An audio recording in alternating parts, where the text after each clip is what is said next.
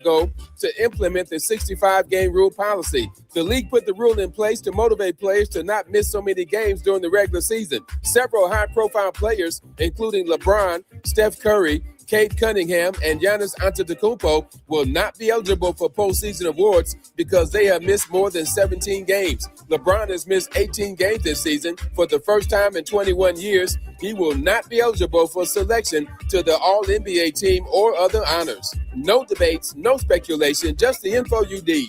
That's your KBLA Sports Minute. I'm Ray Richardson on KBLA Talk 1580. All I need is one mic. With a KBLA Talk 1580 editorial, I'm Dr. Nicordelai Corte. Less than 24 hours before a planned California governor's debate, USC and KABC Television Channel 7 pulled the plug after a week of growing outrage that not a single candidate of color had been invited to participate. USC says it was just math, polling numbers, fundraising totals, nothing personal. But here's the problem with that argument. Every one of the 6 candidates who made the cut was white, and every one of the candidates left out was not. At some point, the outcome is the message, regardless of the formula that produced it. The 4 excluded candidates, former U.S. Health Secretary Javier Becerra, former L.A. Mayor Antonio Villaraigosa, former State Controller Betty Yee, and State Superintendent Tony Thurmond, are not fringe figures. These are people who've won major statewide elections and served millions of Californians. Here's the deeper lesson. California is one of the most diverse states in the nation. Latino voters, Black voters, and Asian American voters don't just live here. We decide elections here. When the people organizing a debate about California's future build a stage that looks nothing like California, they're not just making a scheduling error, they're sending a signal about whose voice matters. Even some of the invited candidates called on USC to expand the field, ostensibly because they understood what was at stake. That said, it is worth noting that none of the invited candidates had the courage to stand in solidarity with people of color and bow out of participating in the debate. But we'll leave that alone for now. Canceling the debate was not a victory. It was damage control. The real lesson is that diversity cannot be an afterthought in the criteria. It has to be baked into the thinking from the very beginning. Voters of color are not a special interest. We are the electorate. With the KBLA Talk 1580 editorial, I'm Dr. Nicordelai Corte. As always, we welcome your feedback.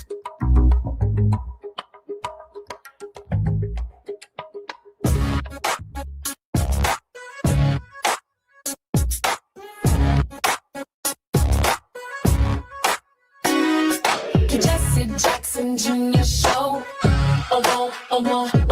The Jesse Jackson Jr. Show.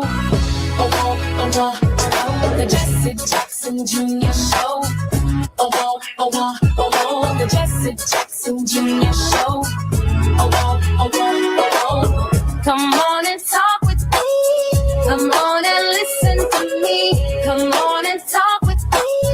Come on and listen to me. KBLA, Talk 1580, download the app.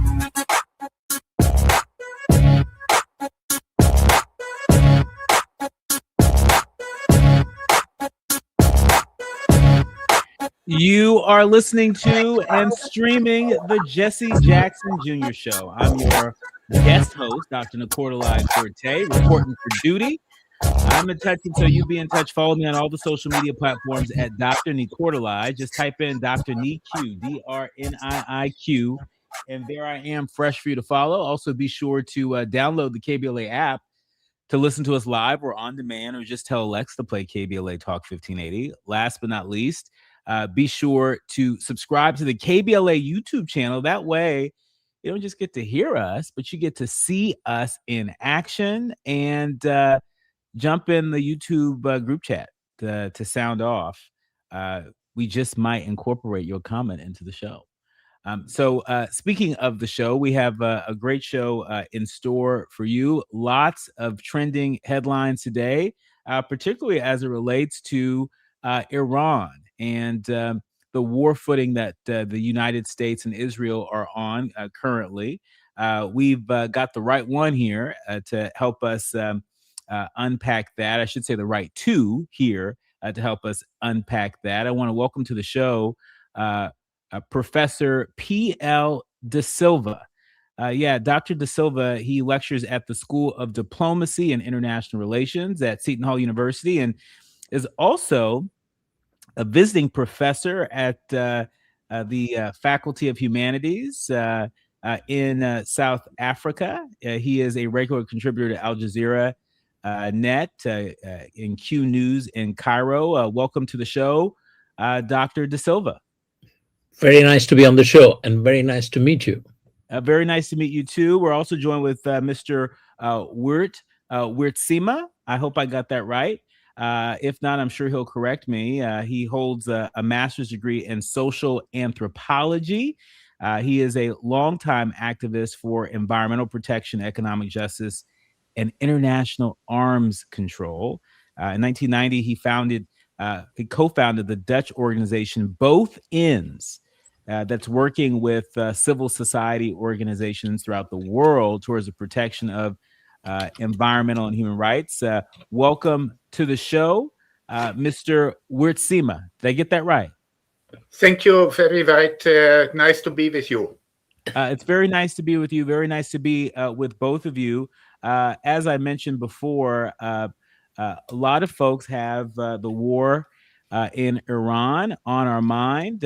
We can't take it off of our mind because we're already experiencing the implications of this military aggression on the part of the United States and Israel. When we come forward, I want to unpack some of the biggest trending headlines related to Iran. Already, we're hearing President Trump characterizing talks with Iran one way, while the leadership of Iran says it's not happening. We're going to try and separate the fact from the fiction as best we can. You are listening to and streaming the Jesse Jackson Jr. Show. More with our guests when we come forward. It's afternoon drive time with Jesse Jackson Jr. Only on KBLA Talk 1580. All the women who independent, throw your hands up at me. This March, we're turning up the volume on the women who changed everything. KBLA Talk 1580 is proud to celebrate Women's History Month, honoring the trailblazers, truth tellers, and game changers who shaped our world, our culture, and our community. From the freedom fighters to the firsts, from the boardroom to the front lines, from the unsung to the unforgettable, all month long, we're celebrating the stories, the voices, and the conversations that remind us that women, Black women, have always led the way. Don't miss a moment. This is our moment. This is our story. Stay tuned to KBLA Talk 1580, Los Angeles' home for the conversations that matter. I'm your girl, you're my girl, we're your girls. Won't you know that we love you? Febreze. As a rideshare driver, I love keeping my car smelling fresh and clean. So when I'm driving, I only trust Febreze car vent clips, featuring 3 distinct intensity settings, because it's that little touch that sets me apart. I can turn the intensity down for subtle freshness, or I can turn it up for when I want lots of scent. So whether it's set to low, medium, or high, with Febreze car, I know my car's going to smell amazing. Which keeps my driver rating right where it belongs. Picking up, Oscar! La, la, la, la. You know that Big Bargain detergent jug is 80% water, right? It doesn't clean as well. 80% water? I thought I was getting a better deal because it's so big. If you want a better clean, Tide Pods are only 12% water. The rest is pure, concentrated cleaning ingredients. Oh, let me make an announcement. Attention shoppers, if you want a real deal, try Tide Pods. Stop paying for watered-down detergents. Pay for clean. If it's got to be clean, it's got to be Tide Pods. Water content based on the leading bargain liquid detergent. Good old-fashioned soul. Where you eating at? Hi, I'm Greg Doolin, inviting you to a special celebration of Women's History Month. Join KBLA Talk 1580 for its annual symposium, The State of Black Women in LA. Broadcast live from Doolin Soul Food on Crenshaw, Friday, March 27th, 6 a.m. to 9 a.m., moderated by Dominique DePrima. And yes, breakfast is just $15.80. Come get fed twice. Your stomach and your mind will thank you. We'll see you Friday morning, March 27th, 6 a.m. to 9 a.m. at Doolin Soul Food on Crenshaw for the State of Black Women in LA. Broadcast live only on KBLA Talk 1580.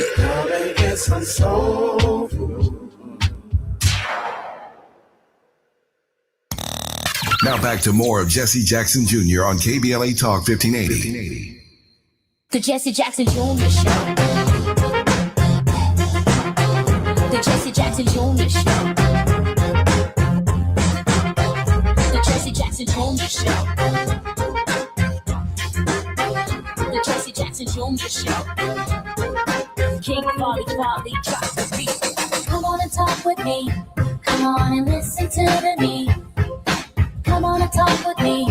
Come on and listen to me. KBLA Talk 1580.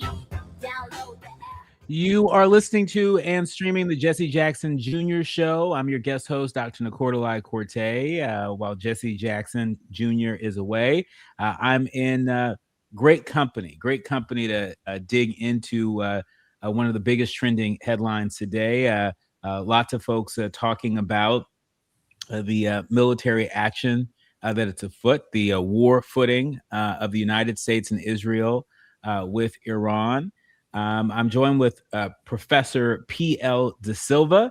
He's an international scholar, practitioner in global affairs, diplomacy, media, peace building, and human security, with over 40 years of experiential knowledge and expertise in backroom negotiations in deeply divided societies. We're also joined with Mr. Wirt Wiertsma, who currently is the chair of the board of Stop Arms Trade. It's a group of independent researchers and activists on arms trade, the arms industry, and lobbying. Welcome to the show, gentlemen. Thank you.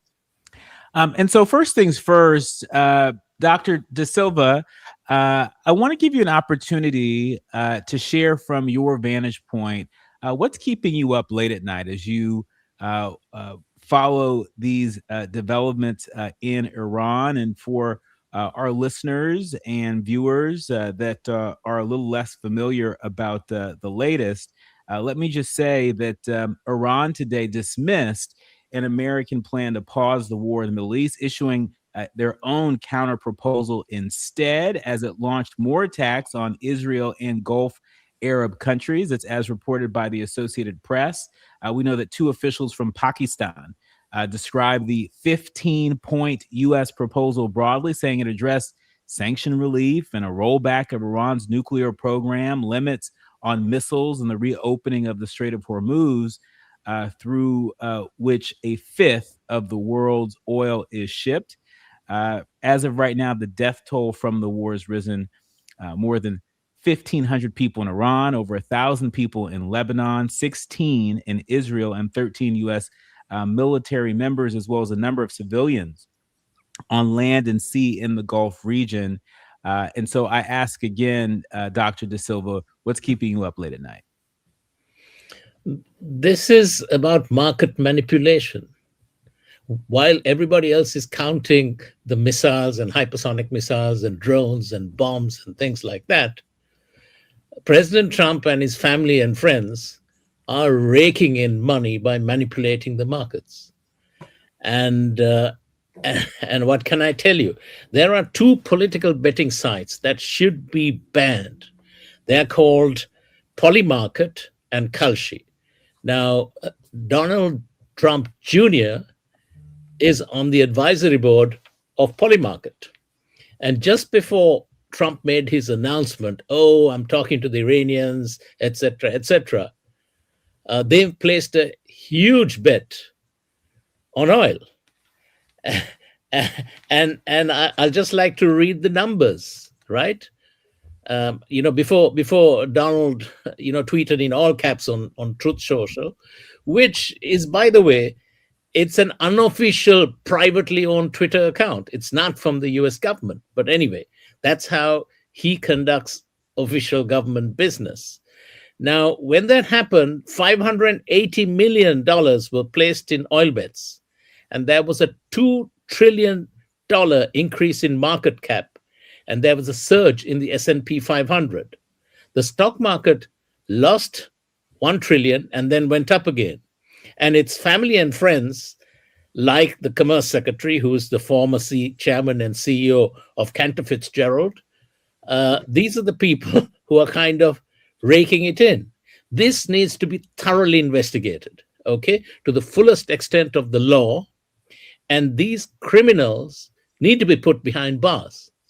There is no way for insider trading. Now, these are the big guys. Now, inside Capitol Hill, there's also a lot of insider trading going on. This is all criminal enterprise. So while blood and treasure is being shed in the Middle East and in the Gulf, back home, these crooks, really, they are crooks. It's the art of the steal. So that is what keeps me up. And I am actually quite upset.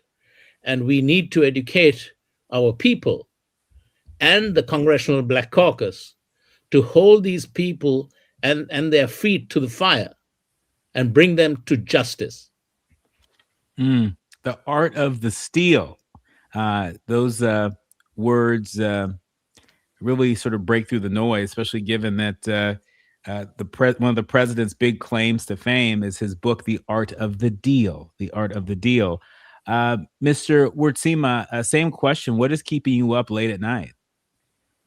Well, my deepest worry is where this conflict, this war of aggression will head to. Actually, I mean, one of the supposed aims of this aggression was to prevent Iran or the regime in Iran from obtaining nuclear weapons. First of all, I mean, I like to point out that never any evidence has been produced that Iran was on the brink of developing such a weapon.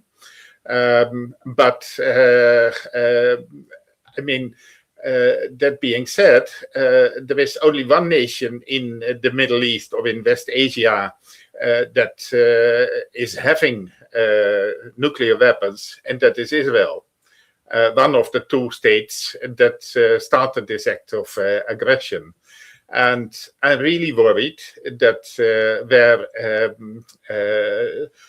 Iran, in my view, totally righteously is resisting this aggression, that in the end it will be attacked by nuclear weapons. And that would be bringing the world to really a very serious disaster. Just as a follow-up, Mr. Wertsima, if I'm tracking with what you're saying, you are making a very clear point that as this war with Iran drags on, we might see an increase in the likelihood where a nuclear weapon might be used. And you have pointed out that in the region, Israel has such a weapon. Are you fearful that Israel might actually deploy a nuclear weapon on Iran? Definitely. I think historically already Golda Meir said in the 70s that Israel was prepared to use such a weapon against Iran because they really consider Iran as the biggest enemy of the small state of Israel in West Asia. And given the record of the current president Netanyahu, and or the prime minister, I should say, Netanyahu of Israel, and also the record of frivolous of the president of the United States, I am really very afraid, scared that these crazy people will use these weapons. And I think it's a very serious danger. And I think it's up to the American politicians and the Congress in America actually to stop the American president from considering such options. But I think it's also up to the United States to withhold Israel from using this option. Because Israel, I think, in the end, has no future if not granted by the United States. So the United States is holding the key here. Dr. De Silva, I saw you nodding along as Mr. Wertsima sort of laid out his argument, really his deep fear that Israel may at some point consider deploying a nuclear weapon against Iran. I want to go back to something that you said earlier in this conversation, calling on members of Congress, particularly the Congressional Black Caucus, to step up efforts to rein in some of the corruption that is afoot, that is enabling conflicts like this to pull focus from what's really going on. There are a number of Americans that are concerned about the pro-Netanyahu lobby in the United States, a pro-Netanyahu effort to keep members of Congress from reining in any sort of military support to Israel, from curtailing any support to Israel. I want to give you an opportunity to react directly to that claim. There are folks that feel like the ironclad relationship between the United States and Israel, has no guardrails, has no checks and balances. It is about supporting a friend of the United States no matter what. Should that relationship be reimagined in any way? Most definitely. I mean, my sources within the Pentagon are complaining that at every single meeting, including closed-door meetings that they have, these are attended by Mossad officers and IDF officers. So this country is occupied by the Israelis. I mean, can you imagine? The Pentagon, every single meeting, you have Israeli officers from the intelligence services, the Mossad, and from the Israeli Defense Forces who are present. right? That's number one. Number two, the money that's there, that's corrupting our politicians and our legislators. So Miriam Edelson and AIPAC and others have for decades been corrupting our legislators, okay? And therefore, this is the time that they're coming in to call in their favors. And they are the ones who are propping up Netanyahu, whose political life is hanging by a proverbial thread, because no sooner than the war ends, he's going up in jail for at least 3 cases against him, not to mention this whole disastrous war that has destroyed the infrastructure and the economy of Israel. And for what purpose? What has he achieved? What has he gained? And the same question has to be asked of Donald Trump. What have you gained for the United States from a strategic or tactical of value, apart from aggrandizing and enriching family and friends? Mr. Wurtsima, to the point that was raised about what's been gained, I think a lot of Americans today and folks of conscience around the world are asking, well, who's the White House even talking to? It's worth noting that just today, White House Press Secretary Caroline Leavitt declined to identify which Iranian or Iranians the administration is negotiating with. The press secretary also declined to comment on the 15-point ceasefire plan put forward by the United States that was rejected by Iran. She cautioned White House reporters about reporting about speculative points or speculative plans from anonymous sources. It's also worth noting the White House never confirmed that full plan, that there are elements of truth to it, but some of the stories that we have read that the White House says are not factual. What do you make of the fact that the White House is saying there's a negotiation that is happening with Iran that Iran says is not happening?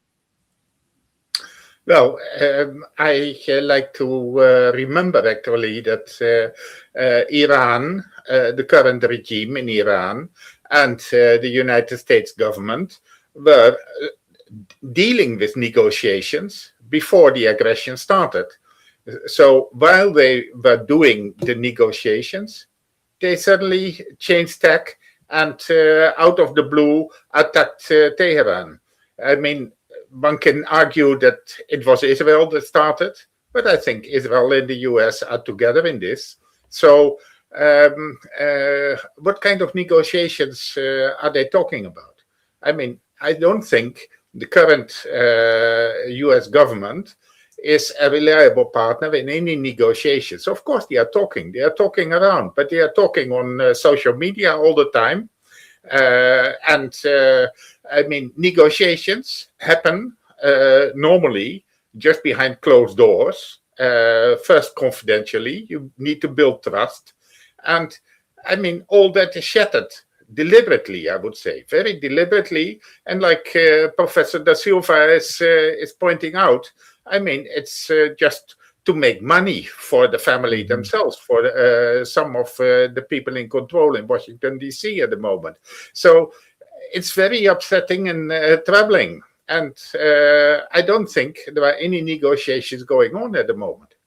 Yeah. When we come forward more on the news that is afoot in Iran, we know that the Associated Press is reporting that the Houthis say that they back Iran but will stay on the sidelines. What does that mean in terms of any hope of bringing this conflict to an end? More with our guest, Dr. Da Silva and Mr. Wurtsima. You are listening to and streaming the Jesse Jackson Jr. Show. It's Afternoon Drive Time with Jesse Jackson Jr. Only on KBLA Talk 1580.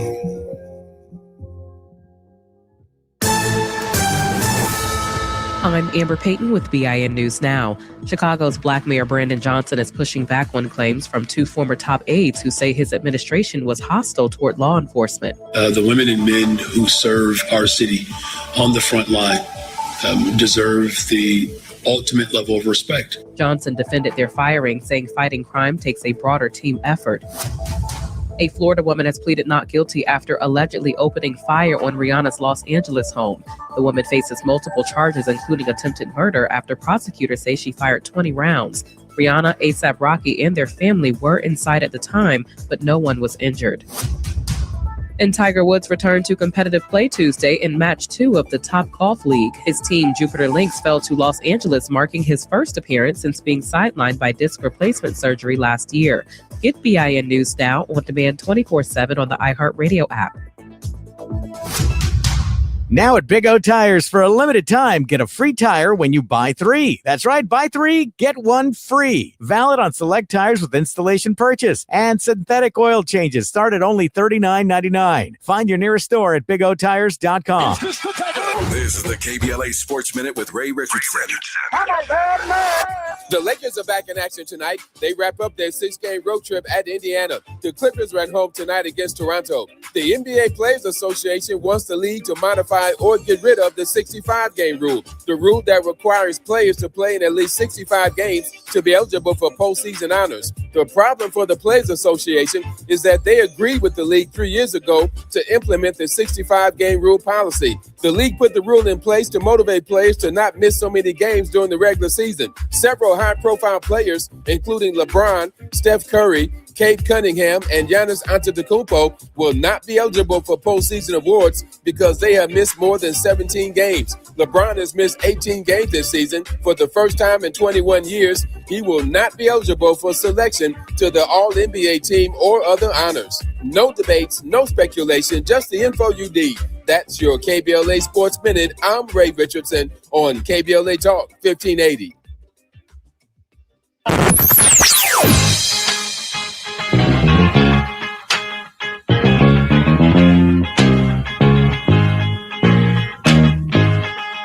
This is KBLA Talk 1580. Talk radio. That's music to your ears.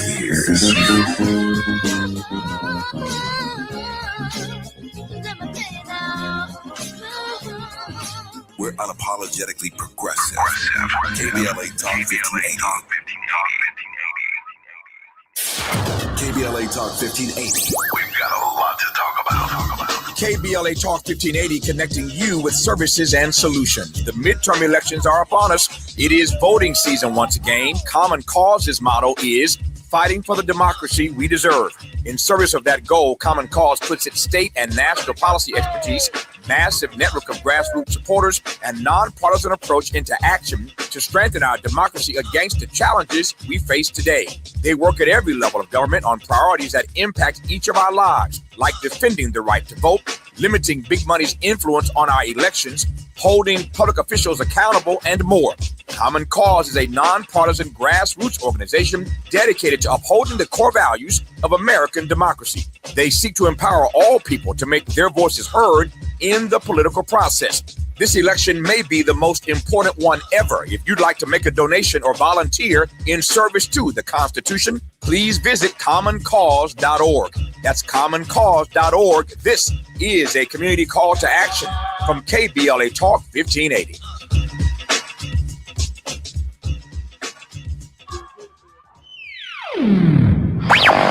All I need is one mic. With a KBLA Talk 1580 editorial, I'm Tavis Smiley. So who's really paying the price? Scores of people dead and counting. Over 9,000 homes burned to the ground. Entire neighborhoods in Altadena gone. The Altadena Eaton Canyon fire is one of the deadliest fires in California history. And Edison's own CEO told investors the company has not identified any other possible source of ignition. In other words, they started it. So what does the man at the top walk away with? Pedro Pizarro took home $16.6 million in cash, stock, and other compensation last year, a 20% raise from the year before. Let that sink in for a moment. A 20% raise, while families in Altadena are still sifting through the ash. Now, Edison will tell you they cut executive bonuses by 40%. Sounds like accountability, right? Wrong. 6 senior executives lost an estimated $2 million in bonuses. On the very same day, the company reported $4.5 billion in profit for 2025. 2 million out of 4.5 billion. That math ain't mathing. That's not a penalty. That's a rounding error. And here's the part that should really make your blood boil. Over $1.6 billion in damages from a previous fire that SCE equipment started is now being covered not by the company, but by SCE customers just like you and me through rate hikes. The victims of utility failures are being asked to pay for the utility's failures. Sickening, shameful, disgraceful, reprehensible. You choose your own word. The people lost everything. The CEO got a raise. The company posted record profits, and your electricity bill is going up. As you well know, KBLA Talk 1580 has been out front and unapologetic about demanding accountability for SoCal Edison. But this is far from accountability. This is the system working exactly as it was designed, just not for you. With the KBLA Talk 1580 editorial, I'm Tavis Smiley. As always, we welcome your feedback.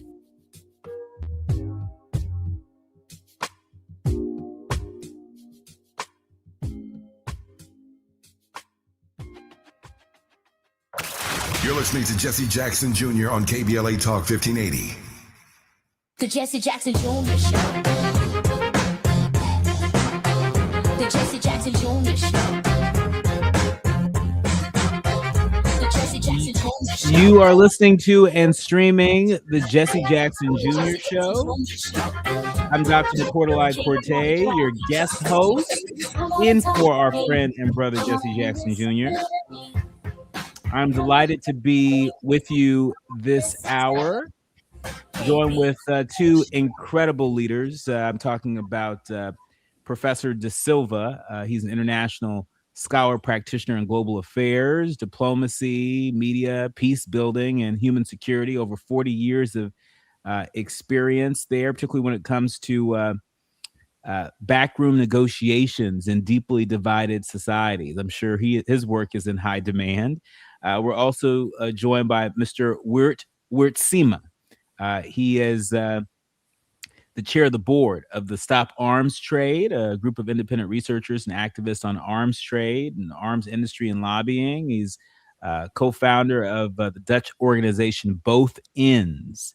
And you can check them out by going to bothends.org. That's BOTHENDS.org. They are working with civil society organizations around the world towards the protection of the environment and human rights. Gentlemen, thank you again for joining us. It's a pleasure. It's a pleasure to be here. Yes. Well, a pleasure to have you here, and really to help us separate the fact from the fiction. We know that Iran is on the minds of so many folks. There have been a number of developments, including this development from the Houthis, Yemen's Iran-allied Houthi rebels. They repeated their support for the Islamic Republic despite not taking part in the war against the United States and Israel. According to the Associated Press, they stressed that any decision to join the fight would be made independently and not dictated by Tehran. 3 Houthi officials told the Associated Press that the group is historically and religiously connected with Iran, calling it an ally of Yemen, but taking part in the war will be solely a decision made by the folks in Yemen. The officials spoke, of course, on conditions of anonymity. Mr. Wiertsema, please help me understand, what do you make of this statement coming from some of the Houthi leaders at this hour in the conflict? Well, I think, that's the biggest danger that we are facing, and we are in uncharted territory. The war is really about divide and rule. Yeah, so, and I think the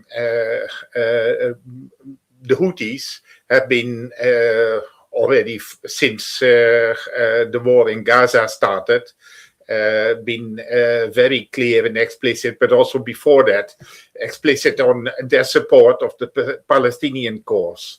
Yeah, so I think the Houthis, the position of the Houthis has been very clear. The Houthis, they are not exactly friendly with the neighbor Saudi Arabia. We also see news that the king of Saudi Arabia reportedly should have urged or put pressure on, pressure, I don't know whether they can put pressure, but has urged the Trump administration to really continue the war on Iran. Yeah, so I think it just shows that the plot is thickening. Yeah, and of course we know the position of the Houthis. I mean, I think there is nothing new in this latest report. And Dr. De Silva, to Mr. Wertsima's point, yeah, the Saudis may not have much pressure they can apply to the Houthis, but the Saudis are a player in this conflict. Talk to us about what role you suspect the Saudis might be playing or could play behind the scenes. We know that the Crown Prince, among other Saudi leaders, have been investing pretty heavily in the U.S. economy, whether we're talking about some of the innovation that's afoot related to artificial intelligence, whether you're talking about the proposed merger between Paramount and Warner Brothers Discovery. We know that some of that money's come from the Middle East. It's come from the Saudis, it's come from the Qataris, it's come from leaders in UAE. And, you know, they can't be comfortable with this conflict with Iran, this war in Iran, spilling out across the Gulf states, interrupting the oil supply to at least 20% of the world. You know, this is not the kind of disruption that people like to see in their neighborhood. And so based on your experience in negotiations, what role might the Saudis be playing behind the scenes? I think the Saudis and the other Gulf countries have to have a real rethink as to who their allies are and what the future is. Because in a brilliant article, my colleague Yahya Ghanem, the Egyptian journalist, a top journalist, he wrote an op-ed in TRT News saying that the clock is in the hands of the Iranians and time is on their side. Time is not on the side of Netanyahu, nor Donald Trump. They need to do something flashy, splashy to catch the optics. But actually, the truth of the matter is that the Iranians have missile domination over Israel and US military bases. The US and Israel are out of interceptors. The Iron Dome has failed. Arrow is not intercepting. THAAD is not intercepting. The PAC-3 missiles, the Patriot missiles, are also not effective, and so is the David Sling, which is medium range, and also Iron Dome, which is short range. None of these things are actually working. So therefore, on the military front, putting in our special forces and the Marines is actually throwing them into a meat grinder.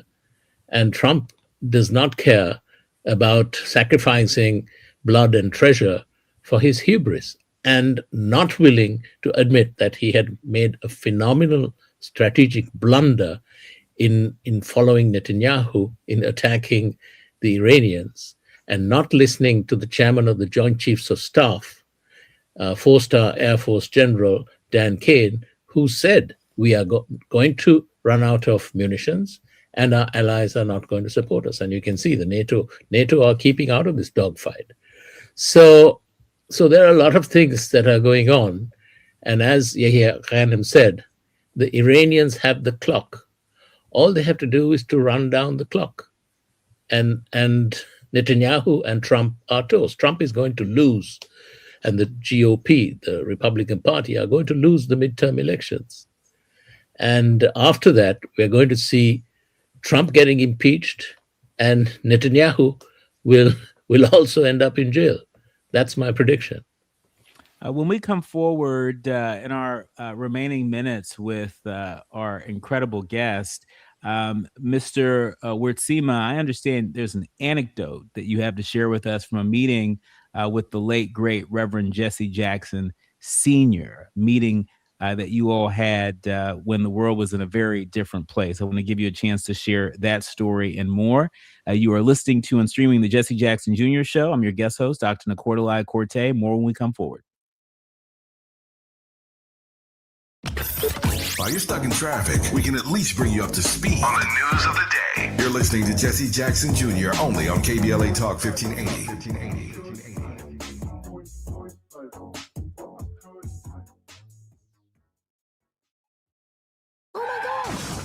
Injured in an accident? Insurance not paying what you deserve? The Law Office of Hamlin will get you paid. Call 424-266-9175. That's 424-266-9175. The Law Office of Hamlin, your legal vibe for the culture.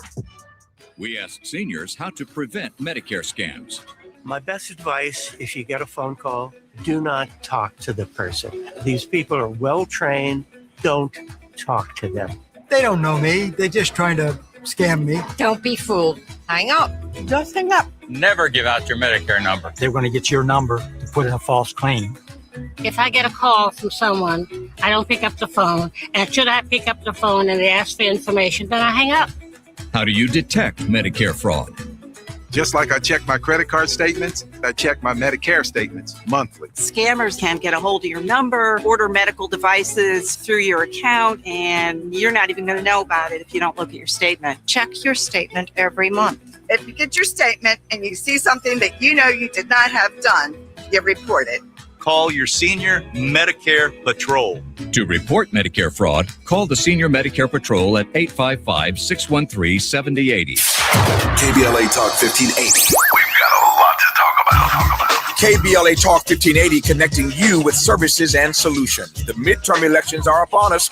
It is voting season once again. Common Cause's motto is fighting for the democracy we deserve. In service of that goal, Common Cause puts its state and national policy expertise, massive network of grassroots supporters, and nonpartisan approach into action to strengthen our democracy against the challenges we face today.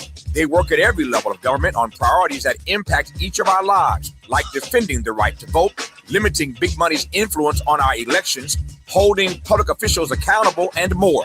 Common Cause is a nonpartisan grassroots organization dedicated to upholding the core values of American democracy. They seek to empower all people to make their voices heard in the political process. This election may be the most important one ever. If you'd like to make a donation or volunteer in service to the Constitution, please visit commoncause.org. That's commoncause.org. This is a community call to action from KBLA Talk 1580.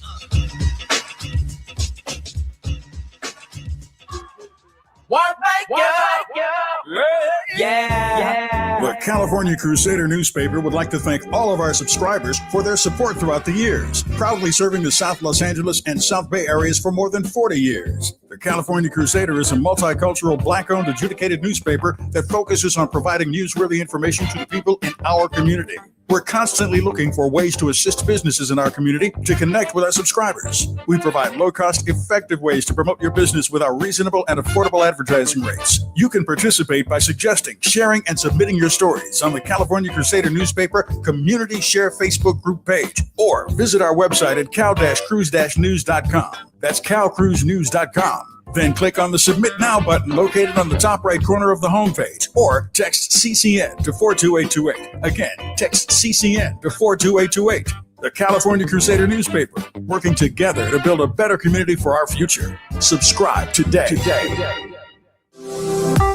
It's never too early to start talking about money in realistic ways with your kids. JP Morgan Chase navigates how to educate your kids now about creating long-lasting, healthy money habits. Whether your kids are in elementary school, high school, or college, now is a great time to start a conversation about ways to create healthy money habits as they grow, ultimately benefiting their financial future.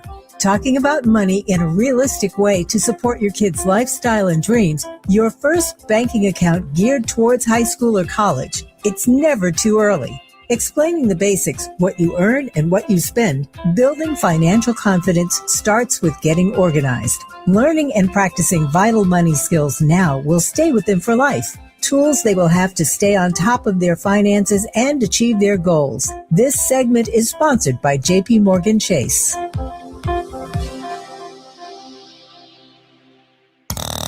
Now back to more of Jesse Jackson Jr. on KBLA Talk 1580. The Jesse Jackson Jr. Show. The Jesse Jackson Jr. Show. The Jesse Jackson Jr. Show. The Jesse Jackson Jr. Show. King Volley, drop the beat. Come on and talk with me. Come on and listen to me. You are listening to and streaming the Jesse Jackson Jr. Show. KBLA. I'm Dr. Nicordelai Corte, and really delighted to be joined with my guest this hour. Dr. De Silva is with us, and as is Mr. Wurtsema is with us as well. Collectively, I would say they have nearly 100 years of experience when it comes to backroom negotiations and helping to keep the world safe and with nuclear disarmament, among so many other important environmental and human rights issues. We are thankful for your work and your witness. In our remaining minutes, it's worth noting that while we were on break, there are reports that Republican Representative Nancy Mace says that she will not support U.S. troops on the ground in Iran after a closed-door House briefing, warning that the gap between the public, what the public was told, and what lawmakers were briefed on is, quote, deeply troubling. That is the kind of crack that gets harder to hide as the war drags on.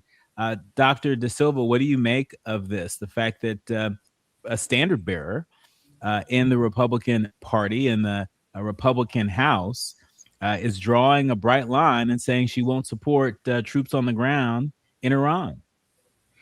So this is not surprising, because the very first closed-door session, the briefing session for senators, we had reactions from a number of senators, and one of them was Elizabeth Warren, who said categorically, there is no plan, it's all lies.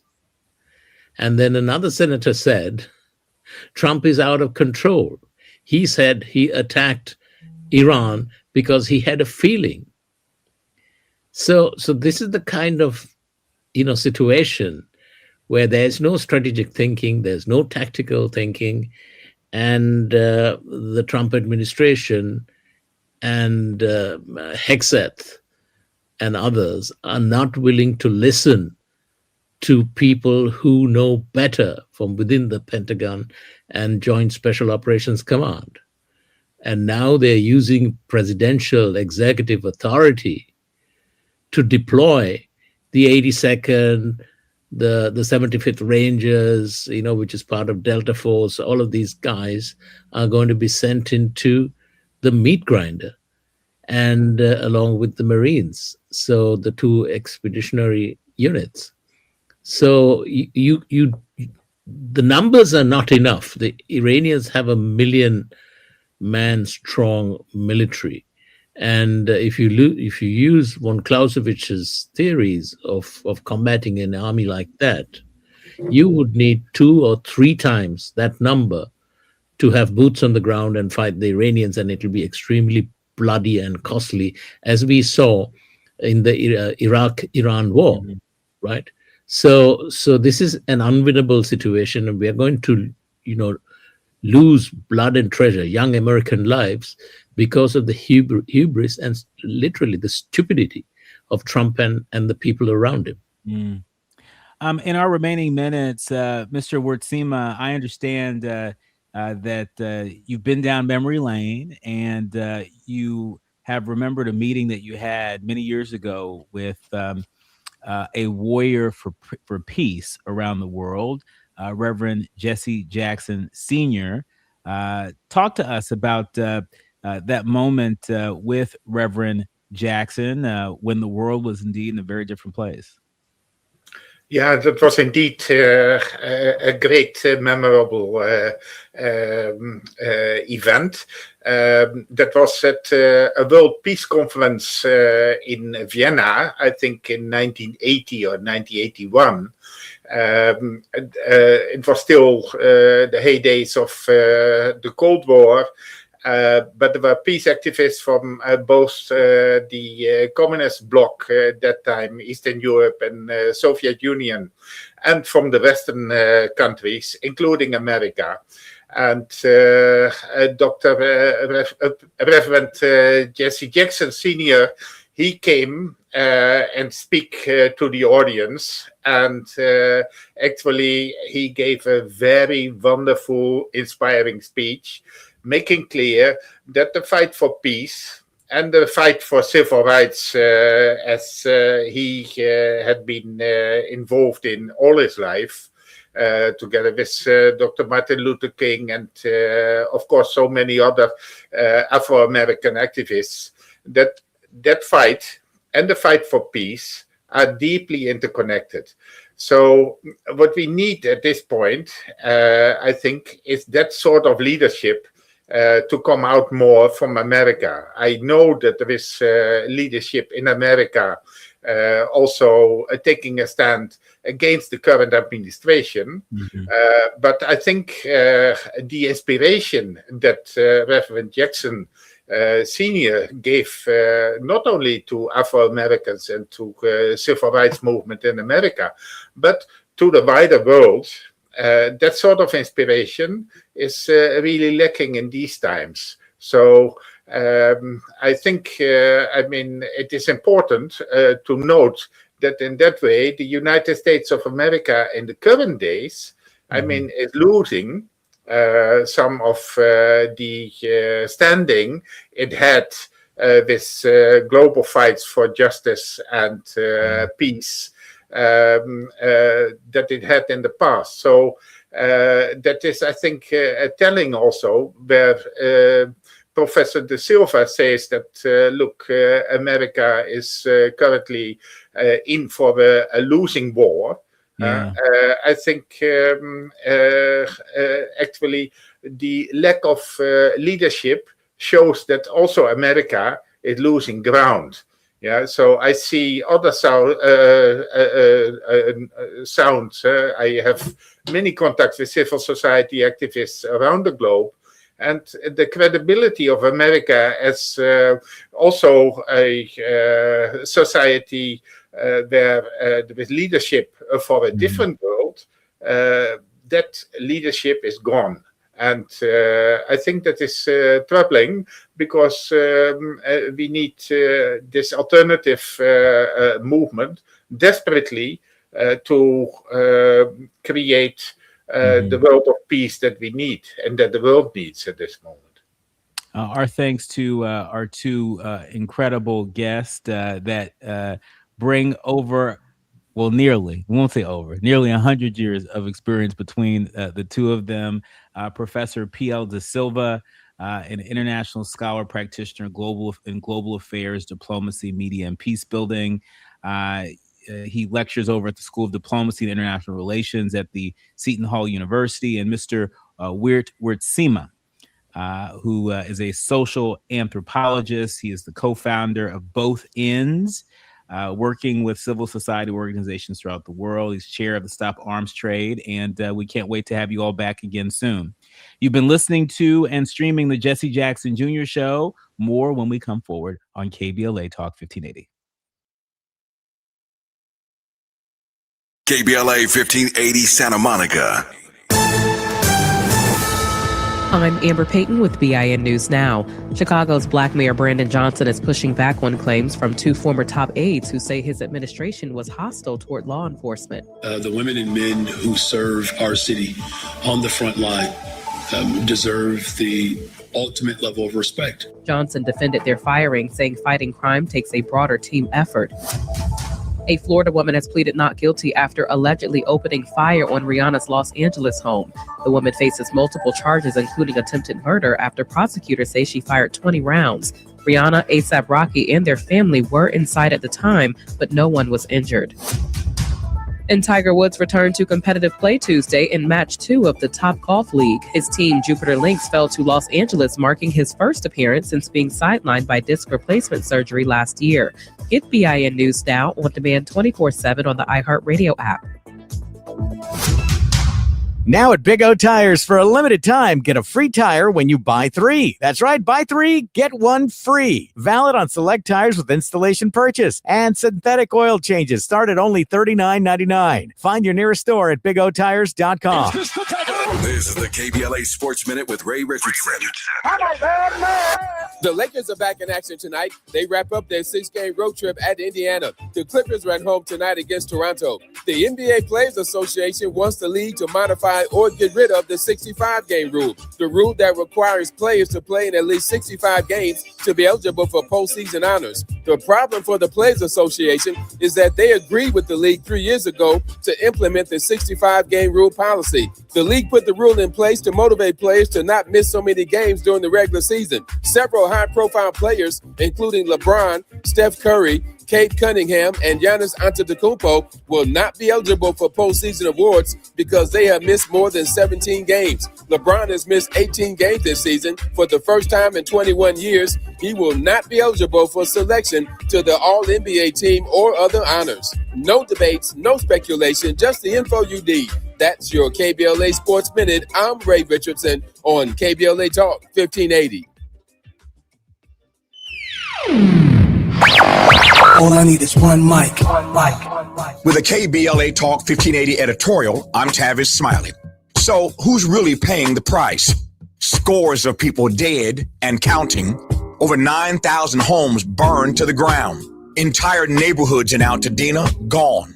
The Altadena Eaton Canyon fire is one of the deadliest fires in California history. And Edison's own CEO told investors the company has not identified any other possible source of ignition. In other words, they started it. So what does the man at the top walk away with?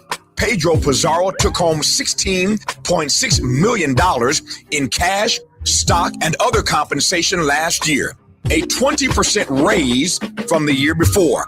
Let that sink in for a moment. A 20% raise, while families in Altadena are still sifting through the ash. Now, Edison will tell you they cut executive bonuses by 40%. Sounds like accountability, right? Wrong. 6 senior executives lost an estimated $2 million in bonuses. On the very same day, the company reported $4.5 billion in profit for 2025. $2 million out of $4.5 billion. That math ain't mathing. That's not a penalty. That's a rounding error.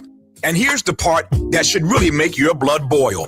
Over $1.6 billion in damages from a previous fire that SCE Equipment started is now being covered not by the company, but by SCE customers just like you and me through rate hikes. The victims of utility failures are being asked to pay for the utility's failures. Sickening, shameful, disgraceful, reprehensible. You choose your own word. The people lost everything. The CEO got a raise. The company posted record profits. And your electricity bill is going up. As you well know, KBLA Talk 1580 has been out front and unapologetic about demanding accountability for SoCal Edison. But this is far from accountability. This is the system working exactly as it was designed, just not for you. With the KBLA Talk 1580 editorial, I'm Tavis Smiley. As always, we welcome your feedback.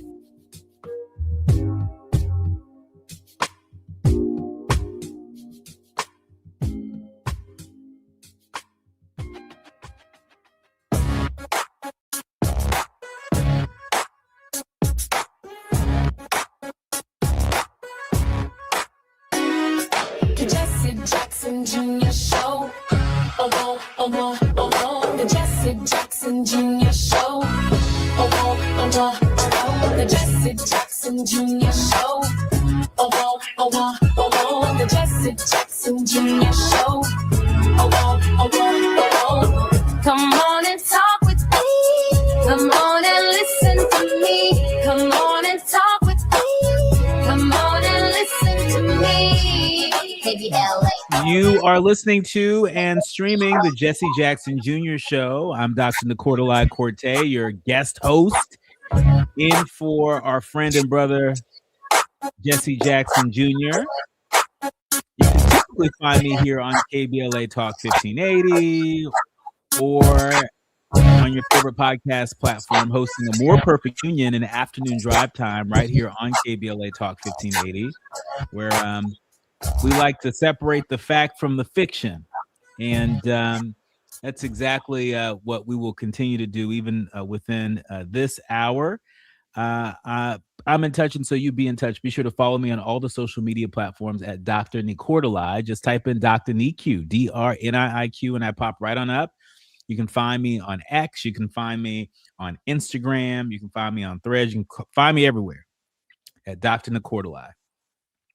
I also want to encourage you to subscribe to the KBLA YouTube channel, because that way you don't just get to hear our brilliant guests, many of which are leaders on the front lines, but you actually get to see us in action, and you get to jump into the group chat, jump into the comments.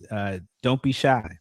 Last but not least, if you haven't already, subscribe to the KBLA app. That way you can take us with you everywhere you go. You'll have us right there in the palm of your hand. If you're running errands in and out the car, it's all right. You know, just tap in via the app. All right. Now, this hour, I'm really looking forward to getting into the politics of our faith with Reverend Dr. Todd Yeary, Esquire. The great Reverend Doctor is the principal over at the Yeary Firm, which is a Maryland-based litigation and government relations firm. He also serves as senior pastor of Douglas Memorial Community Church of Baltimore and affiliates. And Reverend Dr. Yeary is also the former chief executive officer of the Rainbow Push Coalition, the international human and civil rights organization founded by the late, great Reverend Jesse L. Jackson Sr. Reverend Dr. Yeary, how you doing, sir? Well, Doc, good to be with you. I get to hang out with you. Let's see where this goes. This might be kind of fun. I get to hang out with you, and I get to unpack some of the trending headlines, but more importantly, we get into a conversation about the politics of our faith. And just as I was reflecting on news of the day and thinking about the conversation I wanted to have with you, my mind kept coming back to Minneapolis. And I can't seem to shake the fact that there is a double agent that's at the center of this story. I'm talking about the pastor over at an evangelical church out in Minneapolis, who was also doubling as an acting ICE director in the region. This was the pastor that's at the very center of the case involving Don Lemon, involving Georgia Fort, involving Nakima Levy Armstrong, a civil rights attorney and activist. And it seems that that figure, that pastor, has faded from the headlines, while Don and Nakima and Georgia, they all caught a case from the Department of Justice. It really raises the question around what church leaders have been doing and what we need to see more Black church leaders doing to counter the rise in white Christian nationalism. When we come forward, I have a feeling that Reverend Dr. Todd Yeary has a little something to say about that. You are listening to and streaming The Jesse Jackson Jr. Show on KBLA Talk 1580. More when we come forward.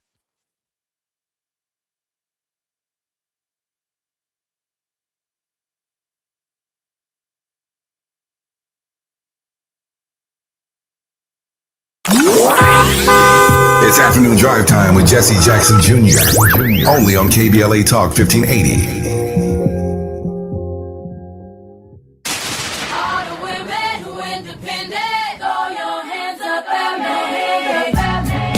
This March, we're turning up the volume on the women who changed everything.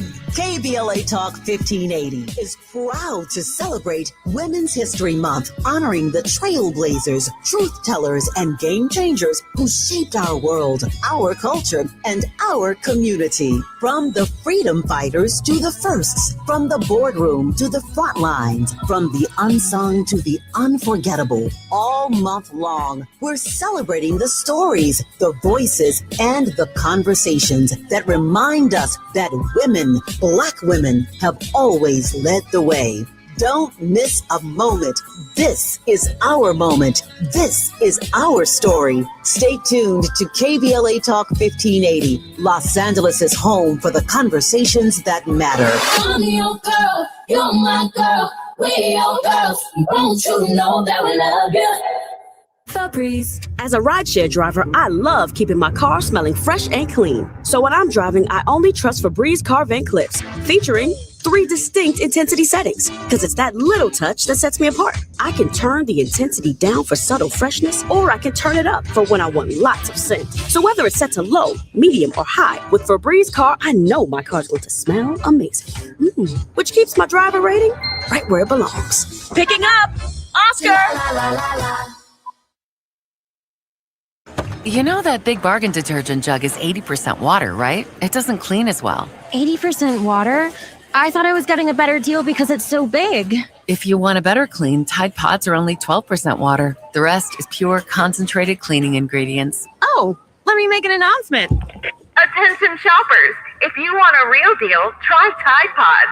Stop paying for watered-down detergents. Pay for clean. If it's got to be clean, it's got to be Tide Pods. Water content based on the leading bargain liquid detergent.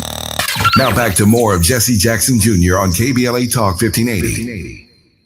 The Jesse Jackson Jr. Show. The Jesse Jackson Jr. Show. The Jesse Jackson Jr. Show. The Jesse Jackson Jr. Show. King Volley, drop the beat. Come on and talk with me. Come on and listen to the You are listening to and streaming the Jesse Jackson Jr. Show. I'm your guest host, Dr. Nicordelai Corte, and really delighted to be joined with Reverend Dr. Attorney Todd Geary. He is going to be with us in short order, but I want to really just sort of lay the groundwork for folks who may be less familiar. Reverend Dr. Attorney Todd Geary. His work includes having served on the national board of the National Action Network. He's the past political chair of the Maryland State Conference of the NAACP. This is someone that's in community. This is someone who, when we talk about leaders on the front lines, we got the right one. And he is here with us. Reverend Dr. Attorney Geary, welcome back. Good to be with you. I need a hobby, so I get bored easily. That's all right. That's all right. I mean, do you play an instrument? Alto sax. Oh, well, excuse me. We're talking to a Renaissance man. Let's just call it plain. So before the break, I had teed up this very troubling story that is centered in Minneapolis. I don't think we talk enough about the pastor that really was a double agent. He was serving as a pastor of a church and as acting director, regional director of ICE. I have been a little disappointed in not seeing more faith leaders, particularly from the Black church, step up, step out, call that out. We know that there is a rise in white Christian nationalism. We know that not all evangelicals are down with that, but a nice chunk of the evangelical community, a very vocal chunk of the evangelical community, is down with that. What do you make of this? Well, Doc, from your own context and experience, you know that simply because you operate within a space doesn't necessarily mean that you're loyal to it. So let's start with the fact that in a Southern Baptist church congregation, Southern Baptist theology over the generations has been quite problematic to the questions of liberation and justice, although they want to say they ebb and flow a little bit and kind of move the margins of whatever their arcane and archaic perspective might be. So that's one. But also on the other side, to address the disappointment, we never really had mass support for the modern civil rights movement from Black clergy until after Dr. King was dead. And so I think part of our challenge is that we have to make sure that we don't get so frustrated because we don't have a certain number of participants, but that we get to critical mass, right? You're not going to find but so many Jeremiah Wrights. And yes, I use his name intentionally in this moment because quite honestly, we find ourselves in a position and circumstance that he actually preached about before President Barack Obama became president. So let's just be real clear on that. I think the other thing is we have to be clear on whose theology we're using. Our theology as God talk is not universal. We're not necessarily talking about the same thing, and we're certainly not referencing the same circumstances. And so we have to make sure that we are true and authentic about being who we are, right? As Dr. Wright, Daddy J would say, I'm unashamedly Black and I'm unapologetically Christian. That doesn't necessarily mean I have an evangelical bent, because evangelical or to evangelize means to share the message. And I'm not sure we're talking about the same thing. So even in the scriptures, when Jesus says to Peter, you are Peter, he changes his name. Who do men say that I, the Son of Man, am? He then says, upon this rock, I will build my church. Possessive tense, not the church, direct article. And so we're not necessarily talking about universals. We're talking about particulars. And we have to be real specific about what we're talking about and who we're talking to. Yeah. And your point is taken. Your point is taken that just how Black people are not a monolith, neither are folks in the faith community. While many of us may embrace a Black liberation theology, not everybody does. And so your point is taken. But yet and still, the fact that you have a pastor of a church that is not being up and up about also being an acting ICE director, right? And is actually coordinating with the federal government, coordinating, these ICE raids, basically using his church as sort of an organizing ground or a recruitment ground. That's just the story that we heard about. Do you suspect that there are more places of worship across the country that may be extensions of this federal government's mass deportation campaign? Where do we start with that question? A review of history makes it clear. The KKK started as a religious organization. Let's be very clear. They had a theological bent. Make America Great is kind of a popular theological bent. And as we are approaching on at least the Christian calendar this week, having celebrated Ramadan with our Muslim brothers and sisters, and it has now reached conclusion, Holy Week starts on Sunday. We have to remember that behind that story is the betrayal of a double agent named Judas, who sold Jesus out to the political priestly class for 30 pieces of silver. And so part of the anchor of what grounds and undergirds our theological context is the recognition that we can't become so idealistic that we don't recognize that infiltration, obfuscation, subterfuge, sabotage is often at the very root of what is trying to eat away at our organizing, at our coalition building from the inside out. And so we've got to be intentional and deliberate and not take for granted that because we have a coalition today, that it necessarily means that the coalition will be standing tomorrow. Mm.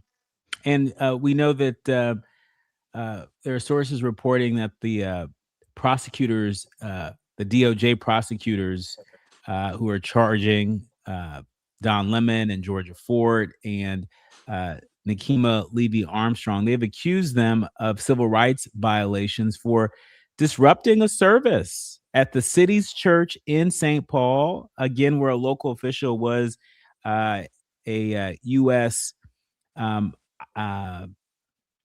ICE official, as well as a pastor. And so as we head into Holy Week, is it your suspicion that we may see more disruptions of services, and might we see this Department of Justice sort of pick and choose which disruptions align or don't align with their agenda and choose to prosecute? Yeah, Big Mama used to say you expect nothing from a pig but a grunt. So the administration has kind of established who they are. That's not going to change. So anything goes in that regard. Anything that borders on the bounds of recklessness or indifference to moral norms and practices, I think we'll expect more of that. But here's where I think we are in terms of the opportunity, not just the frustration of the moment. In terms of white evangelical and even maybe white liberal religion, there's now the shock that after what we've seen in Minneapolis with 2 U.S. citizens who by appearance don't obviously appear to be other, is now causing them to have all kinds of cognitive dissonance because they've become accustomed to others, the obvious others, being not only the targets, but the recipients of state violence. Now that that's changed, this isn't George Floyd.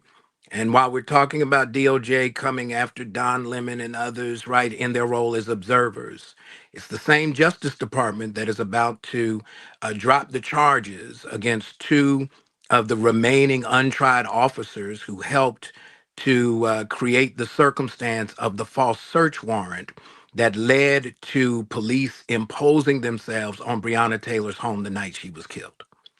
So we got to be real clear. We cannot become historically naive simply because we've had to endure successive terms, maybe one removed from this historical revisionism. We can't become so idealistic that we forget that just because they're taking the books off the shelves does not mean that we should let the story escape from our minds. We got to know how we got here. We cannot forget it. And so the disruptions in church, I call that church, because when we get together, I'm trying to stir up a whole lot of stuff so that when the congregation leaves outside the doors, we're causing trouble out in these streets. And I'm not talking the kind of trouble that breaks the law, but the kind of trouble that makes the law work for the least of these. Good trouble, as Reverend and Representative John Lewis used to oftentimes say. Talk to me about what are you hearing from members of your congregation in Baltimore?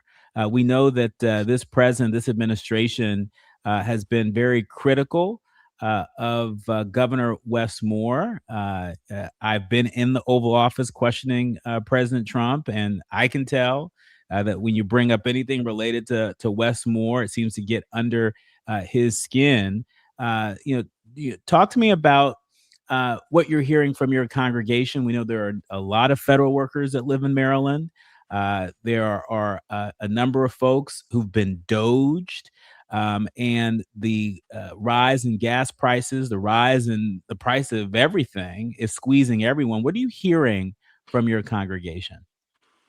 Here's what I'm hearing from a lot of my members who many of them were in their early young adult years during the modern civil rights movement. They're a bit shocked that we're back at this place so quickly. But for those that are still working, what they're amazed about is that many of their white colleagues are coming to them asking them, what do we do? Now, if we've lived through this kind of, being black in America, still black in America, I mean, this isn't kind of a new form of what we've just had to endure since the time we first arrived here. The reality is that folks are having coping issues, and they're hearing it every day. We've had to navigate. Prices go up. When America catches a cold, Black America catches pneumonia, right? That's not a new thing. The political indifference, the overt hostility. We went through racial profiling and DWB. So the immigration extremes that we see now, it's just a variation of that. It's not shocking to us. We're just trying to figure out where were y'all the first time when it was us getting it, right? When we saw Rodney King get beat down. While somebody recorded it on a camcorder, if anybody can remember what a camcorder is. And so we're still, I used to I can remember. Don't tell nobody. I remember when that was the thing. So the fact that we have a young person with their phone filming the killing of George Floyd in the streets of Minneapolis is not new. It's just the newest version of what has been a long-standing old story.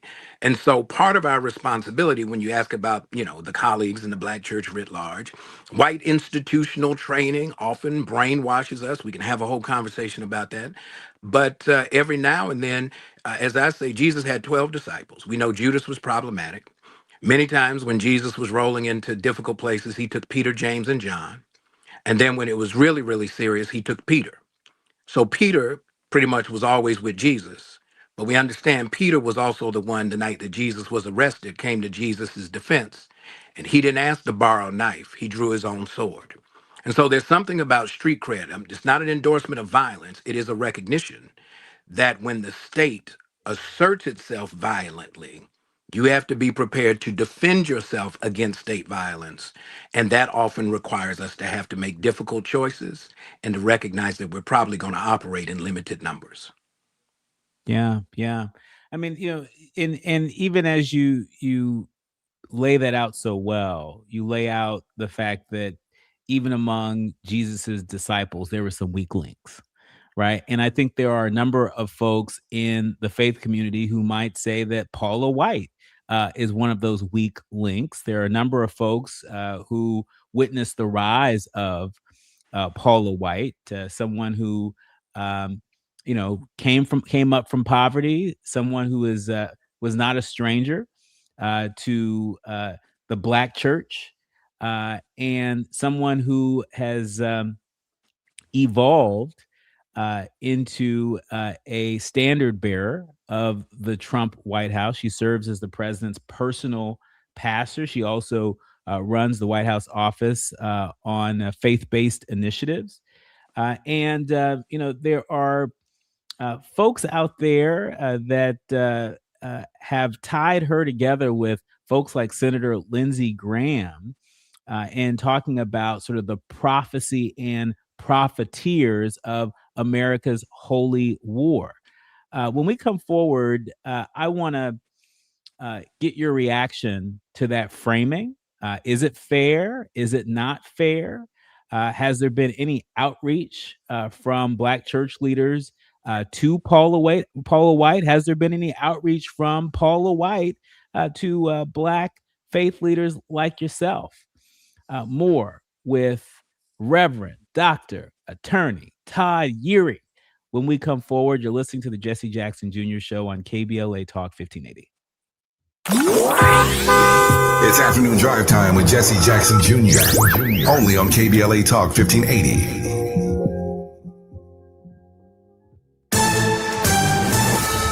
I'm Amber Payton with BIN News Now. Chicago's Black Mayor Brandon Johnson is speaking publicly for the first time about the shooting death of a Loyola student, offering condolences to 18-year-old Sheridan Gorman's family. For this particular family, that hard work did not result in their child still being here. He condemned gun violence, praised police for their swift arrest of the suspect, and questioned the lack of comprehensive immigration reform at the federal level. Black Philadelphia Mayor Sherelle Parker is proposing a new way to fund the school district of Philadelphia, including a $1 tax on rideshare trips. She says the plan could bring in nearly $48 million. A Cleveland police officer who was driving Black Mayor Justin Bibb during a 2024 crash is being disciplined. Officer Demetrius Woods will receive a 5-day suspension for activating emergency lights outside policy before the SUV entered an intersection and collided with another vehicle. Get BIN News Now on demand 24/7 on the iHeartRadio app. Now at Big O Tires, for a limited time, get a free tire when you buy 3. That's right, buy 3, get 1 free. Valid on select tires with installation purchase. And synthetic oil changes start at only $39.99. Find your nearest store at BigOTires.com. This is the KBLA Sports Minute with Ray Richardson. The Lakers are back in action tonight. They wrap up their 6-game road trip at Indiana. The Clippers are at home tonight against Toronto. The NBA Players Association wants the league to modify or get rid of the 65-game rule, the rule that requires players to play in at least 65 games to be eligible for postseason honors. The problem for the Players Association is that they agreed with the league 3 years ago to implement the 65-game rule policy. The league put the rule in place to motivate players to not miss so many games during the regular season. Several high-profile players, including LeBron, Steph Curry, Cade Cunningham, and Giannis Antetokounmpo, will not be eligible for postseason awards because they have missed more than 17 games. LeBron has missed 18 games this season. For the first time in 21 years, he will not be eligible for selection to the All-NBA team or other honors. No debates, no speculation, just the info you need. That's your KBLA Sports Minute. I'm Ray Richardson on KBLA Talk 1580. All I need is one mic. With a KBLA Talk 1580 editorial, I'm Dr. Nicordelai Corte. Less than 24 hours before a planned California governor's debate, USC and KABC Television Channel 7 pulled the plug after a week of growing outrage that not a single candidate of color had been invited to participate. USC says it was just math, polling numbers, fundraising totals, nothing personal. But here's the problem with that argument. Every one of the 6 candidates who made the cut was white, and every one of the candidates left out was not. At some point, the outcome is the message, regardless of the formula that produced it. The 4 excluded candidates, former U.S. Health Secretary Javier Becerra, former L.A. Mayor Antonio Villaraigosa, former State Controller Betty Yee, and State Superintendent Tony Thurmond, are not fringe figures. These are people who've won major statewide elections and served millions of Californians. Here's the deeper lesson. California is one of the most diverse states in the nation. Latino voters, Black voters, and Asian American voters don't just live here. We decide elections here. When the people organizing a debate about California's future build a stage that looks nothing like California, they're not just making a scheduling error, they're sending a signal about whose voice matters. Even some of the invited candidates called on USC to expand the field, ostensibly because they understood what was at stake. That said, it is worth noting that none of the invited candidates had the courage to stand in solidarity with people of color and bow out of participating in the debate. But we'll leave that alone for now. Canceling the debate was not a victory. It was damage control. The real lesson is that diversity cannot be an afterthought in the criteria. It has to be baked into the thinking from the very beginning. Voters of color are not a special interest. We are the electorate. With the KBLA Talk 1580 editorial, I'm Dr. Nicordelai Corte. As always, we welcome your feedback.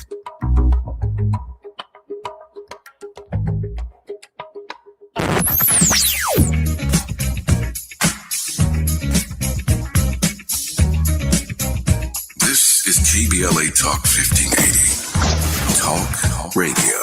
That's music to your ears. We're unapologetically progressive. KBLA Talk 1580.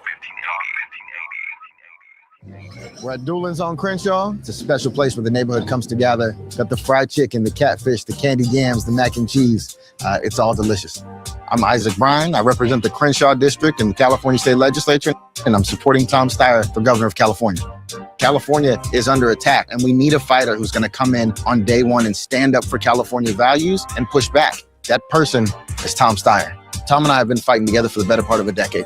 Tom is the only candidate supported by Smart Justice because Tom has stood on the front lines of racial justice, economic justice, and true solidarity. Tom is the real deal.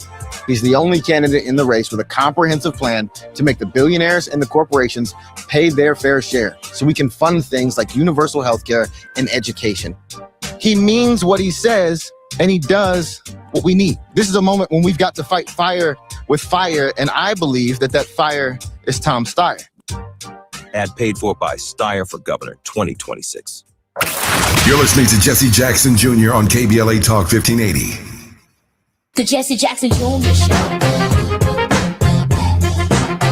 The Jesse Jackson Jr. Show. The Jesse Jackson Jr. Show. The Jesse Jackson Jr. Show. King Quality drops the beat. Come on and talk with me. You are listening to and streaming the Jesse Jackson Jr. Show. I'm your guest host, Dr. Nicordelai Corte.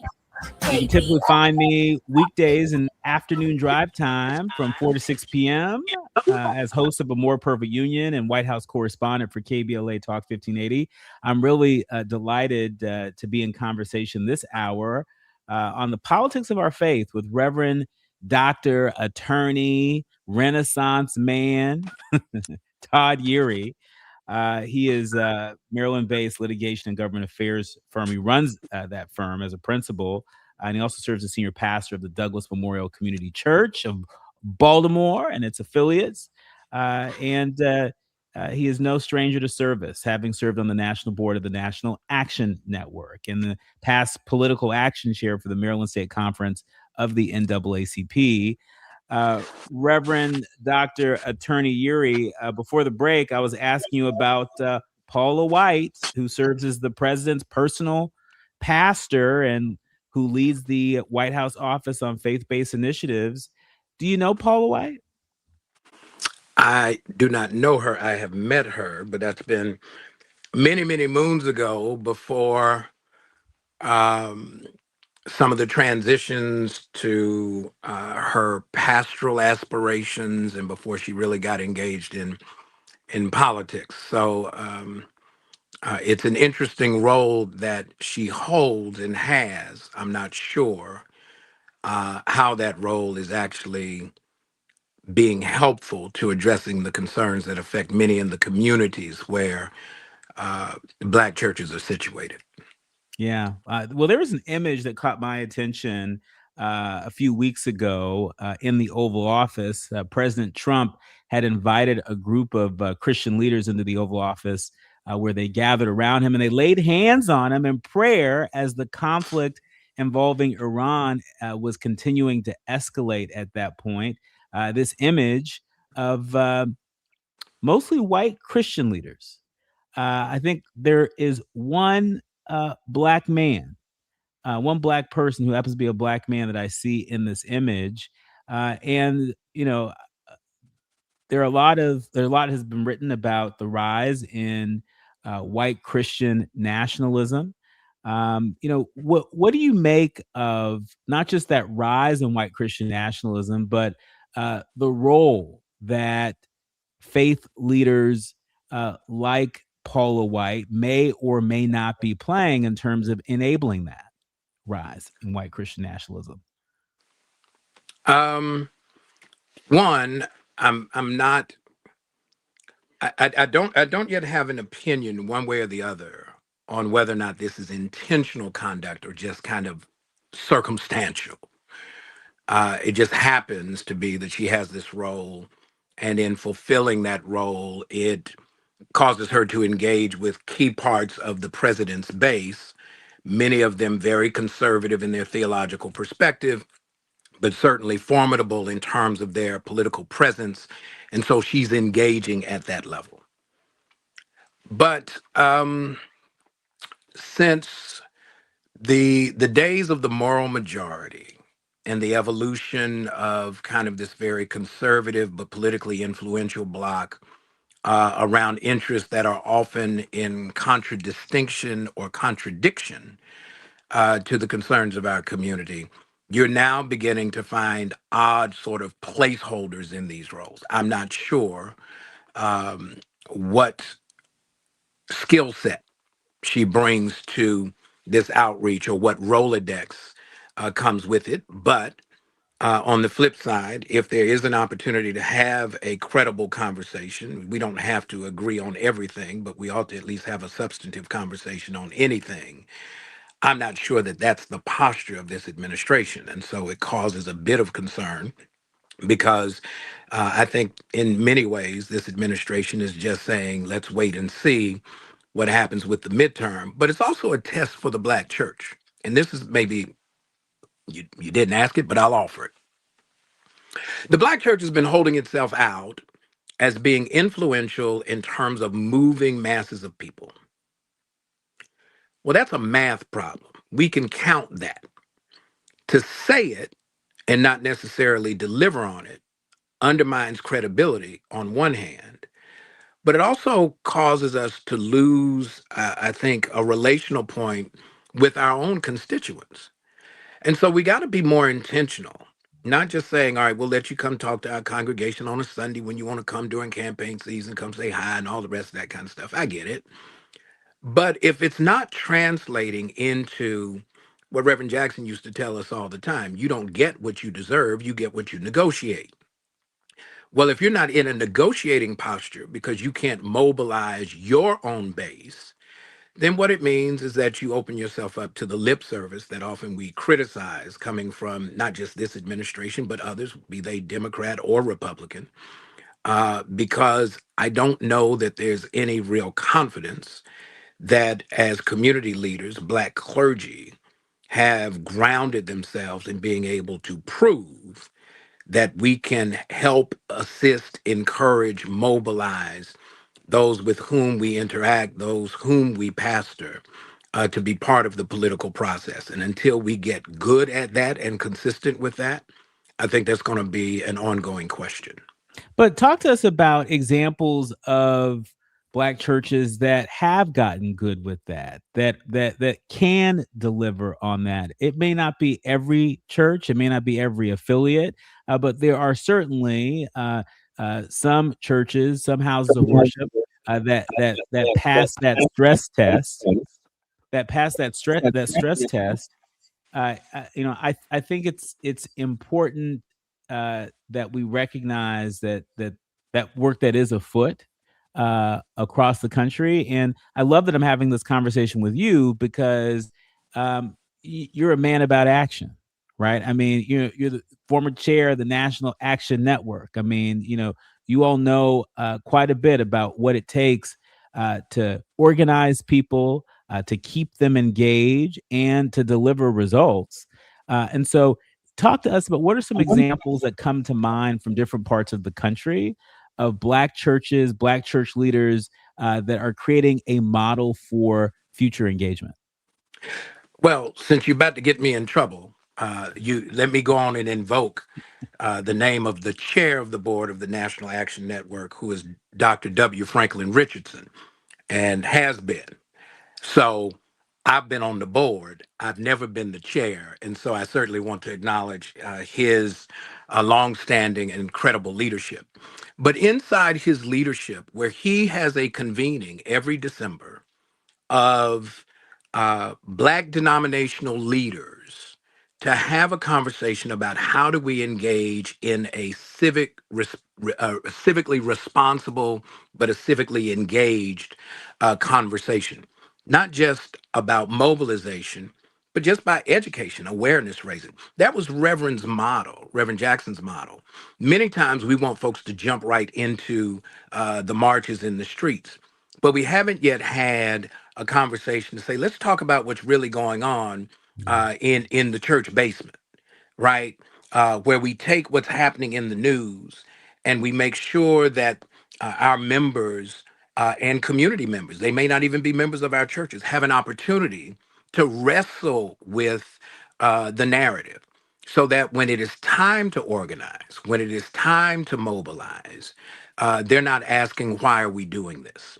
And so I think that's where we begin to see some of these opportunities, but it is often kind of hit and miss, sometimes a bit scattershot when we get there. And because Black churches many times are just trying to figure out how they survive, right? It's an economic model. We got to pay the bills, pay the light bill. If the light bill's going up for our members, the light bill's going up for the church too. And so I think there's some existential issues that have to be addressed, but we can't lose sight of what the mission is, which is making sure that we pave the way for generations yet unborn to have a quality of life that's better than ours. Speaking of generations yet unborn, when we come forward, Rev, I want to hear your call to action to young people who are experiencing some despair, some disillusionment, and are looking for a path forward in a world that feels upside down. More with Reverend Dr. Todd Yeary when we come forward. You're listening to the Jesse Jackson Jr. Show on KBLA Talk 1580. While you're stuck in traffic, we can at least bring you up to speed on the news of the day. You're listening to Jesse Jackson Jr. only on KBLA Talk 1580.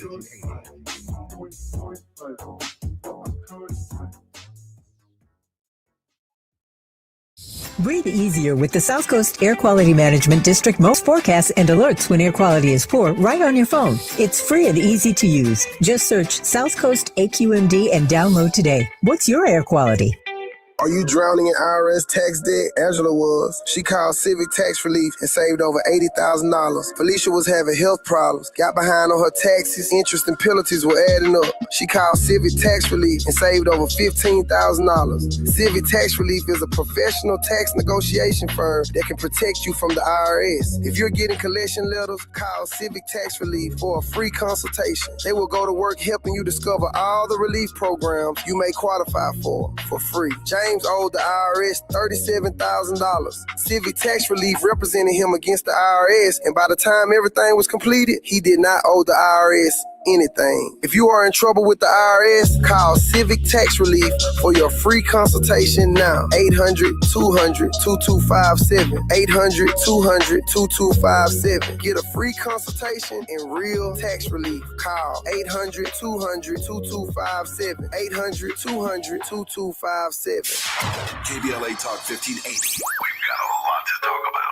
KBLA Talk 1580 is connecting you with services and solutions. Domestic violence and family violence is when someone in an intimate or family relationship tries to gain or maintain power and control over another through a wide range of abusive behaviors. Every single act may amount to abuse. Abuse can take on various forms: psychological and emotional, physical and economic, and sexual abuse. The Genesee Center Incorporated is a nationally recognized nonprofit domestic violence prevention and intervention organization, housing women and children from 30 days up to 2 years through emergency and transitional shelters. The Genesee Center also provides support services like mental health counseling, life skills classes, computer training, job referrals, after-school programs for children, field trips, tutoring, and comprehensive direct legal services. If you need help or you'd like to donate or volunteer, call the Genesee Hotline, 1-800-479-7328. That's 1-800-479-7328, or visit genesee.org. Everyone has the right to be safe. This is a community call to action from KBLA Talk 1580.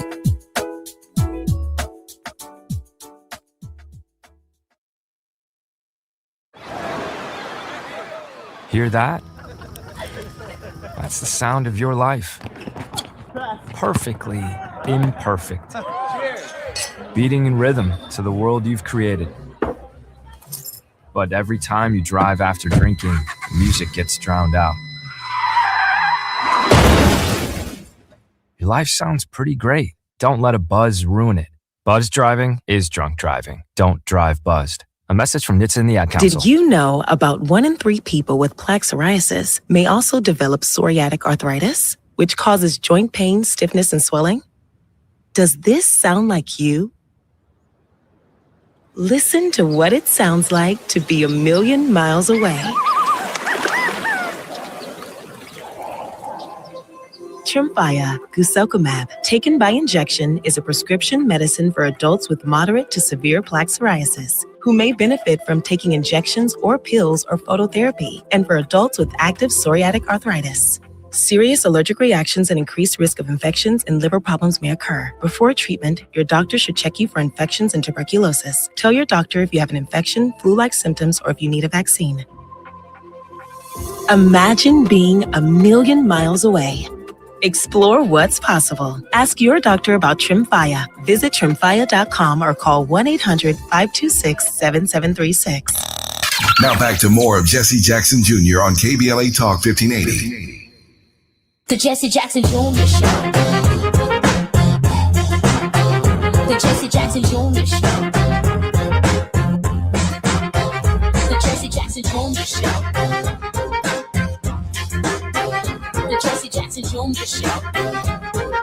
King Quality drops the beat. Come on and talk with me. You are listening to and streaming the Jesse Jackson Jr. Show. I'm your guest host, Dr. Nicordelai Corte, and enjoying the final moments I have in conversation with Reverend Dr. Attorney Todd Eury, who is with us today. We've been talking about the politics of faith through a number of different frames.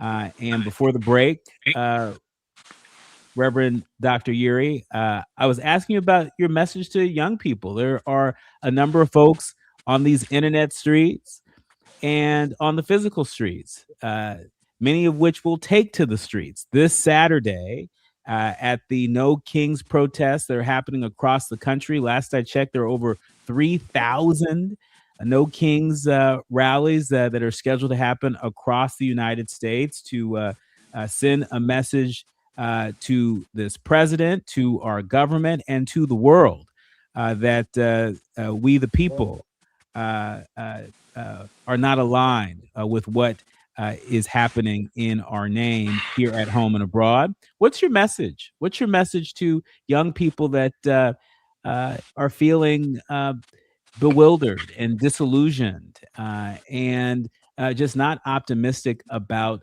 the future?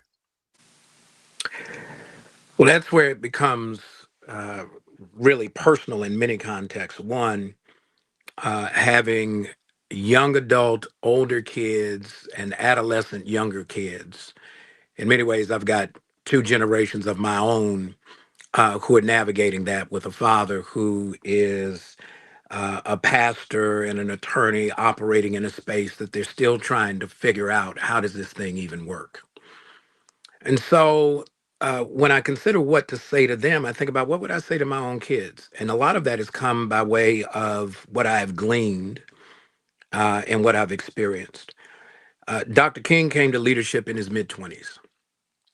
He wasn't a seasoned leader when the Montgomery bus boycott happened. He was actually just kind of the de facto choice because many of the pastors who had spent more time in Montgomery felt that they had too much to risk. And so he got voluntold. After the success of that, though, we begin to see John Lewis. When John Lewis rises, Bloody Sunday, he's a young man. When Reverend Jackson helps to desegregate the public library in Greenville, South Carolina, he's in his late teens. And so really social change, when we think about not just young brothers, young sisters, right, in the movement, working along SNCC, CORE, SELC, very often not mentioned by name, right? When we think about the role, how do you even get to a Montgomery bus boycott if you don't have a young sister and a working sister both having the same sensibility that they've got to challenge? And so what I think to say to them is what Paul says to Timothy. When Paul says to Timothy, this is what you got to say. You got to stay on message. Don't get distracted about what the moment is all about. But then Paul says to Timothy, and don't let people look down upon you simply because you're young. You have a place in the movement. As a matter of fact, this is your movement. Because if you're not in position to help carry forward the principles that are about the best of who we are as a people, then the movement fails. And so I think many times we make this a tug of war. We need seniors and young people together. If you ever hear Freeman Rabowski's story, who, after he's now recently retired as the president of UMBC, great mathematician, genius in so many ways, in Birmingham, it was when he went and told his parents he wanted to go to the march. And I think he was maybe 12, not even 13. Find your place and get in place. And the discussions about whether or not you belong, we'll hold those for another time. But looking down on you is not what's required in this moment. We need all hands on deck because this next reality affects all of us. We do need all hands on deck, and I think sometimes that means that institutions need to consider doing things differently. I'm not saying we throw our traditions out with the bathwater, but I'm saying that part of what I observed and part of what I have heard from so many leaders on the front lines that I've spoken to across generations is that sometimes the sort of institutional hazing that folks are forced to go through, at a time where we need all hands on deck, that institutional hazing can get in the way too, no? Well, it can, but it doesn't mean that I necessarily have to try to fit a round peg in a square hole, right? Sometimes it is, if there isn't a place that is welcoming to you, you go cultivate your own place. That's how we came up with some of these distinctions around these organizations. You wouldn't have a SNCC or a CORE if it was, all right, we got to figure out how to get everybody in the same place. We're trying to get everybody principled in the forward moving action.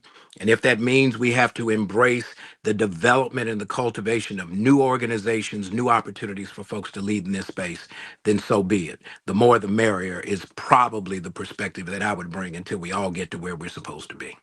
In our remaining minutes with you, I want to give you an opportunity to share a little bit about your spiritual practice. What are you doing these days? If you're doing anything differently, what are you doing these days to stay grounded? There are a lot of demands on your time and your intellect, your curiosity and creativity.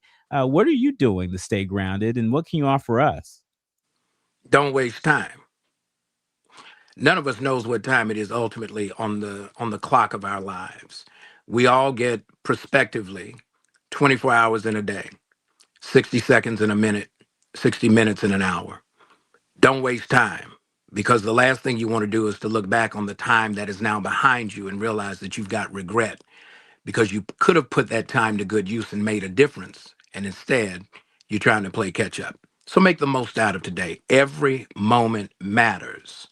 And so make this moment matter for you and for others, and we'll all be better for it. Well, every moment matters and every hour matters. I am very grateful for the time that you have given us today. Reverend Dr. Attorney Todd Yeary, the principal of the Yeary Firm, also senior pastor at Douglas Memorial Community Church of Baltimore and affiliates. I mentioned that he was chair. He's political action chair for the Maryland State Conference of NAACP. He's just on the board of the National Action Network, but serving on the front lines nonetheless. We thank you for your time, for your work, and your witness. Thanks for hanging out with me. Let's do it again real soon. Can't wait. You've been listening to and streaming the Jesse Jackson Jr. Show on KBLA Talk 1580. That's all the time we have today. Thanks to the entire village that helped us produce the Jesse Jackson Jr. Show, including our executive producer, Gina A. Towns, to our technical director, Taz, to our sound engineer, Miles, and each and every one of you. We thank you. And we'll be back same place, same time tomorrow. I'm Dr. Nicordelai Corte, your guest host, and you've been listening to the Jesse Jackson Jr. Show. KBLA 1580 Santa Monica.